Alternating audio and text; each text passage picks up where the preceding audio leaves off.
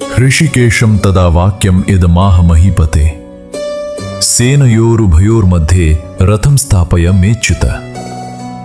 श्रीमद् भगवद गीता के अध्याय 1 श्लोक 21 और 22 में कुरुक्षेत्र की रणभूमि पर संवाद का अद्भुत आरंभ होता है। संजय राजा धृतराष्ट्र से कहते हैं, हे राजन, उस समय पांडुपुत्र अर्जुन ने अंतर्यामी भगवान श्री कृष्ण से ये वचन कहे, हे अच्युत, मेरे इस रथ को दोनों सेनाओं के मध्य में ले जाकर खड़ा कर दीजिए। इस श्लोक में प्रयुक्त 2 दिव्य संबोधनों के पीछे छिपे गहरे अध्यात्म और सत्य को समझिए। अर्जुन यहां श्री कृष्ण के लिए ऋषिकेश और अच्युत शब्दों का प्रयोग करते हैं। अच्युत का अर्थ है जो कभी अपने स्थान, स्वरूप या कृपा से च्युत नहीं होते, जो सदैव स्थिर हैं। विचार कीजिए, जो स्वयं चराचर ब्रह्मांड के नायक हैं, वे आज अर्जुन के सारथी बनकर उनके रथ को हाँक रहे हैं और अर्जुन की आज्ञा का पालन कर रहे हैं। यह भगवान का अपने भक्त के प्रति अगाध प्रेम और मर्यादा है। अर्जुन दोनों सेनाओं के मध्य में रथ खड़ा करने को कहते हैं ताकि वे ये देख सकें कि अधर्म के इस पक्ष में कौन कौन से योद्धा उनके विरुद्ध लड़ने के लिए आए हैं।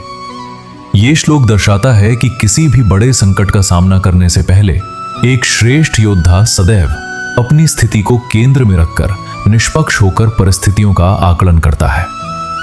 आज का जीवन दर्शन हमें तटस्थता और आत्म अवलोकन का महान पाठ पढ़ाता है।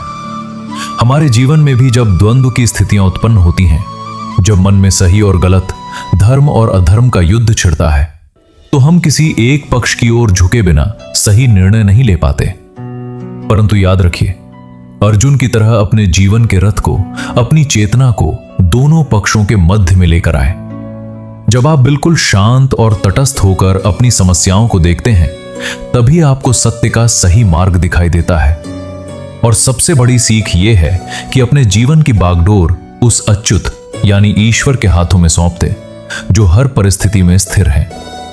जब परमात्मा आपके सारथी होते हैं, तो वे आपकी हर प्रार्थना को स्वीकार करते हैं और आपको भटकाव से बचाकर ठीक न्याय के केंद्र में स्थापित कर देते हैं।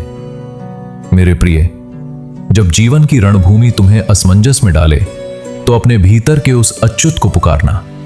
अपनी चेतना को शांत करो, समस्याओं के बीच में खड़े होकर उनका सामना करो, क्योंकि जब तुम तटस्थ होते हो, तभी ईश्वर का मार्गदर्शन पूरी तरह काम करता है। दोनों सेनाओं के मध्य खड़े इस दिव्य रथ के अगले दृश्य को कल सुबह फिर आगे बढ़ाएंगे। तो मिलते हैं कल सुबह ठीक 6 बजे। राधे राधे।